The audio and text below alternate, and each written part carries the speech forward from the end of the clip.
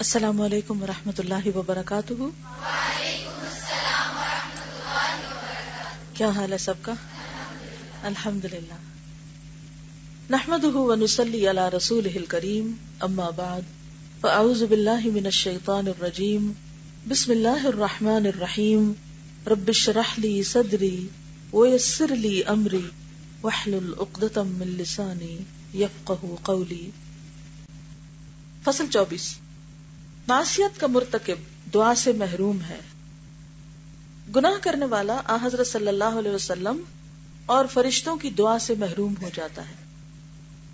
خدا قدوس نے آن حضرت صلی اللہ علیہ وسلم کو یہ حکم فرمایا ہے کہ ایمان والے مردوں اور عورتوں کے حق میں آپ استغفار کرتے رہیں۔ اللہ تعالیٰ نے کس کو حکم دیا؟ نبی صلی اللہ علیہ وسلم کو۔ اور اسی طرح فرشتے بھی کیا کرتے ہیں؟ ایمان والوں کے لیے دعائیں کرتے ہیں۔ عرش کو اٹھائے ہوئے ہیں، آپ کو معلوم ہے یہ مقرب ترین فرشتے ہیں جو عرش کو اٹھائے ہوئے ہیں اور جو عرش کے ارد گرد ہیں۔ یہ کتنے قریب ہیں اللہ سبحانہ وتعالیٰ کے، کوئی اور ہے اتنے قریب؟ اپنے پروردگار کی تعریف کے ساتھ اس کی تسبیح و تقدیس کرتے رہتے ہیں اور ایمان والوں کے لیے مغفرت مانگا کرتے ہیں۔ یعنی وہ فرشتے ایمان والوں کے لیے دعائیں کرتے ہیں کہ یا اللہ تو ان کو معاف کر دے، کہ اے پروردگار تیری رحمت اور تیرا علم سب چیزوں پہ حاوی ہے، تیری رحمت اور تیرا علم ہر چیز پہ حاوی ہے، تو جو لوگ توبہ کرتے ہیں اور تیرے راستے پر چلتے ہیں انہیں بخش دے۔ کس کے لیے ہیں یہ دعائیں؟ توبہ کرنے والوں کے لیے اور اللہ کے راستے پہ چلنے والوں کے لیے، اور انہیں دوزخ کے عذاب سے بچا، اور اے ہمارے پروردگار انہیں بہشت کے، جنت کے، ہمیشہ کے رہنے والے باغوں میں بھی پہنچا کر داخل کر۔ یعنی جنت میں داخلے کی دعائیں کرتے ہیں جن کا تو نے ان سے وعدہ کیا ہے، اور ان کے باپ دادوں اور ان کی بیویوں اور ان کی اولاد میں سے جو نیک ہوں انہیں بھی، بے شک تو ہی زبردست ہے اور حکمت والا ہے، اور انہیں ہر طرح کی خرابیوں سے محفوظ رکھ۔ وقہم السیئات۔ فرشتوں کی یہ دعا ان ایمان والوں کے لیے ہے جو مذکورہ صفات سے متصف ہوں، یعنی جن کے اندر یہ صفات پائی جائیں، اور کتاب اللہ اور سنت رسول اللہ صلی اللہ علیہ وسلم کا اتباع کریں۔ بس جو لوگ ان سے متصف نہیں، یعنی یہ کام نہ کریں، اس دعا میں شمولیت کی ہرگز توقع نہ رکھیں۔ یعنی فرشتوں کی دعائیں ان کے لیے نہیں۔ اب دیکھیے کہ ہم ہر وقت دوسروں سے کہتے ہیں آپ ہمارے لیے دعا کریں، اور خصوصاً جس کے بارے میں بھی ہمارا گمان ہوتا ہے نا کہ وہ نیک ہے، تو ہم چل پڑتے ہیں اس کے پاس کیا کہنے؟ دعا کریں۔ لیکن اگر ہم یہ کام کریں جن کا ان آیات میں ذکر کیا گیا ہے، تو ہمارے لیے نیک انسان تو کیا، کون فرشتے کریں گے؟ مقرب فرشتے، وہ فرشتے جو عرش الہی اٹھائے ہوئے ہیں، جو ہر وقت تسبیح کر رہے ہیں۔ کتنی زبردست بات ہے، کتنا بڑا انعام ہے ایسے لوگوں کے لیے۔ لیکن شرط کیا ہے؟ جو توبہ کرے اور تیرے راستے پہ چلے، یعنی اپنے گناہوں کی معافی مانگتے رہیں۔ اور گناہوں کی معافی کون مانگتا ہے؟ جسے یہ احساس ہو کہ اس نے گناہ کیے ہیں، جسے اپنی غلطیاں نظر آئیں، جو اپنی غلطیوں کو دور کرنا چاہے، جو اپنی غلطیوں سے چھٹکارا چاہے، وہی رجوع کرتا ہے، وہی توبہ کرتا ہے، اور جو اللہ کے راستے پہ چلنے کا شوقین ہو، جو اللہ اور اس کے رسول صلی اللہ علیہ وسلم کا حکم مانے اور اس کی اتباع کرے، ان کے لیے دعائیں کرتے ہیں۔ بخشش کی دعائیں، جنت میں جانے کی دعائیں، دوزخ سے بچنے کی دعائیں۔ نہ صرف یہ کہ ان کے لیے، ان کے والدین کے لیے، ان کی اولادوں کے لیے، بیویوں کے لیے، اور پھر خاص طور پر کہ اللہ انہیں برائیوں سے بچا کے رکھے، کہ آئندہ بھی یہ برائیوں سے بچیں، یہ برائیوں سے نکل آئیں۔ کتنی دفعہ ہم سوچتے کہ اللہ کسی طرح یہ بری عادت ہم سے چھوٹ جائے، لیکن اگر ہم توبہ کرتے رہیں گے تو انشاءاللہ فرشتوں کی دعائیں ہمارے ساتھ رہیں گی۔ لیکن اگر یہ کام نہیں کیے تو فرشتوں کی دعاؤں سے باہر۔ تو گناہوں کا ایک بہت بڑا نقصان کیا ہے کہ انسان نبی صلی اللہ علیہ وسلم اور فرشتوں کی دعاؤں سے محروم ہو جاتا ہے۔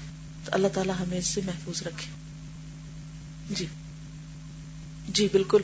ان کا سوال یہ ہے کہ جو شخص اپنے باپ کے علاوہ کسی اور کی طرف مدعو ہو، بلایا جائے، اس کے لیے لعنت ہے. تو کیا جو لوگ اپنی کاسٹ تبدیل کر لیتے ہیں، ذات کا نام بدل دیتے ہیں، کیا وہ بھی اس میں شامل ہے؟ بالکل. یعنی انہوں نے اپنی پہچان ہی بدل دی.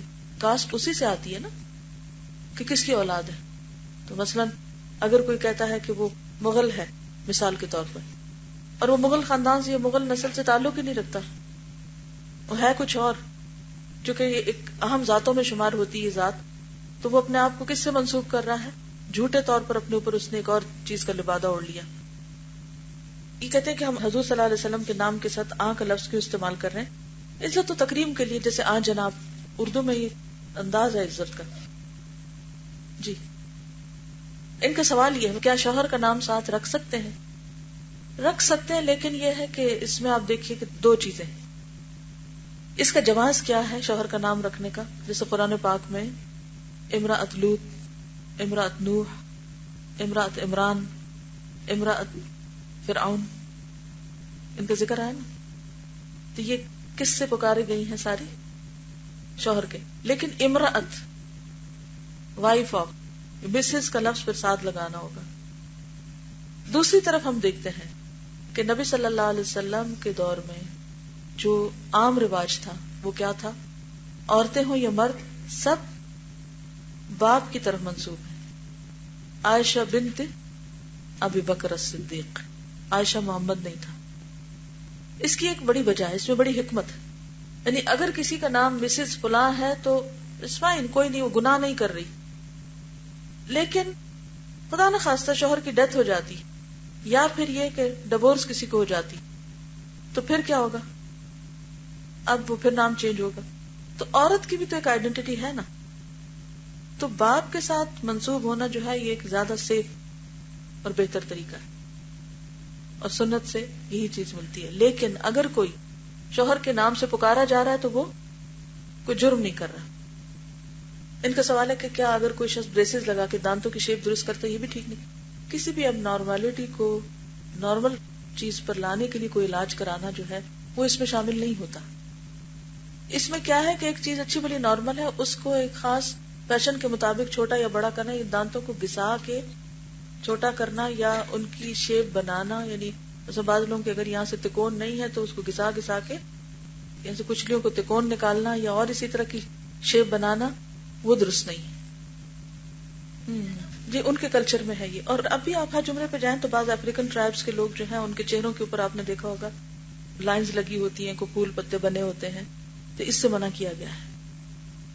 بیولوجی کے کام میں جانداروں کی تصویریں بنانی ہوتی تو اس کا کیا کیا جائے؟ اس میں آپ دیکھیں کہ ایگزیکٹ فگر نہیں بنائیں، یعنی پارٹس میں بنا لیں کہ جس سے مقصد حل ہو. کیونکہ جیسے کان کی تصویر بنانی ہوتی ہے، کبھی کسی اور ہڈی کی، کبھی دل کو ڈرا کرنا ہوتی، تو پارٹس میں تو بنا سکتے ہیں. اس سے مراد یہ ہے کہ تشبیہ بنانا جو ہے وہ منع ہے، جسے پورٹریٹ کہتے ہیں، وہ ٹھیک نہیں. اوکے. السلام علیکم ورحمۃ اللہ وبرکاتہ. سبحانک اللہم وبحمدک، نشہد ان لا الہ الا انت، نستغفرک ونتوب الیک.